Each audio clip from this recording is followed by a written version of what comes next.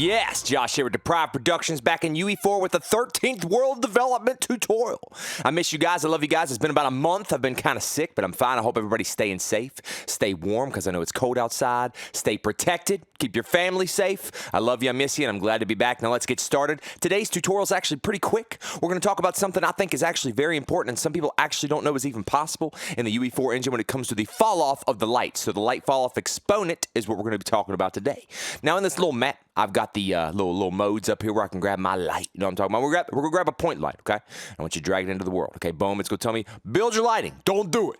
Don't do it. It's a joke. Press G so you can make sure you're not in game mode because you want to be able to see that attenuation radius. You see the blue ball? That's the radius. Now with the light selected, and I've got everything kind of zoomed in here so you guys should be able to see pretty well when it comes to my my words over here. We're gonna make some changes. So obviously we press spacebar a couple times and I can move my light around. And as you can tell, there's a couple things I want to talk about. First, let's set this. This isn't about 10. Let's set it to about 50. No, you know what? We're going to do a hundo. You know what I mean? We're going all the way to a hundo, and let's move it over here out of the way, away from these guys. And you know what? Let's make 200. You know, follow along. Follow along. We're gonna jump around a little bit. Super quick, super easy, but very important. Now, I want to talk about the light fall off, and what that means is actually that attenuation radius. If you notice, you have the light here, the radius itself, but it's actually, the light is actually slowly falling off all the way to that edge, and I want you to know how you can change that yourself. So what I'm going to do is I'm going to change this light color, because I'm a little weird. I want it to be blue. We're done. Okay, cool. No more fooling around. Now, if I zoom way out, what if you wanted like a spotlight? Like you wanted that bad baby to just be like exactly just one really solid ring, no attenuation whatsoever. I mean, obviously you have your attenuation radiuses here, but that's actually not changing anything. It is changing things. It's just changing the fall off, but when it comes to the way it's squared and the way the math is done, it's already done a certain way and it's clicked and it's set to override everything. So we're gonna change that right now. Press this little yellow arrow and it'll send it back to where it was, which is fine. Okay. And now what we're gonna do is we're gonna scroll down to the bottom of this. Now typically I'm gonna click this arrow here because typically it'll be set up like this. If you're in your light spot, you got intensity, light collar, all that, you'll have a little arrow here that you need to drop down. And as soon as you drop it down, you're gonna see, I'm gonna smooth this window over a little bit right here. You see this use inverse squared fall off, okay? That's checked by default, and it'll explain if you read that right there. I think you can see those notes. Hopefully you can. It'll tell you what's going on, and it's setting it up a certain way. If I unclick that, you're going to notice now that right below it, light fall off exponent has become available, okay? And that's what we're going to be toying with. And you'll even notice that some changes have been made. Now it has a specific setting as well, okay? So let's talk about that. We're going to zoom back. We're going to move back over here a little bit, boy. You know what I'm saying? Just a little, see the window, see the lights, and as we adjust this light fall off, we'll see that it's changing the way that it's using the attenuation radius, right? Okay, so, or the attenuation circle, sphere, radius, whatever you want to call it. Now, the thing is, it only goes from 16 down to, what is that, 2, okay? And 2 is pretty powerful. You're like, okay, nice. It's a much bigger light, closer to the circle, okay? But that doesn't mean you got to stop at 2, okay? Like, you can keep toying with it. You can go ahead and set it. If you press 0 and click it, boom, it'll set it down to 0.0001, but the point is there is literally no fall off at this point. So if you had like a spotlight that was coming down and you wanted it to just be a complete circle of light, now when you walk into it, boom, you're like, oh my God, you're in there. You know what I'm saying? Again, you know, it's just one of those things you can toy around with. So imagine if you had a torch, like in a game, and you wanted it to light up a certain area, but the attenuation radius was too much. You know what I'm saying? Now again, you can literally just click this, boom, and it's going to set it back to what it regularly is, the default one. And it may be kind of broken, so be careful. You may want to set this back to the regular, you know what I'm saying? Set it back to the regular, and then click this, and you know, all that good stuff. But the point is, once you click this button and you toy with this kind of stuff, you can change everything about this attenuation radius.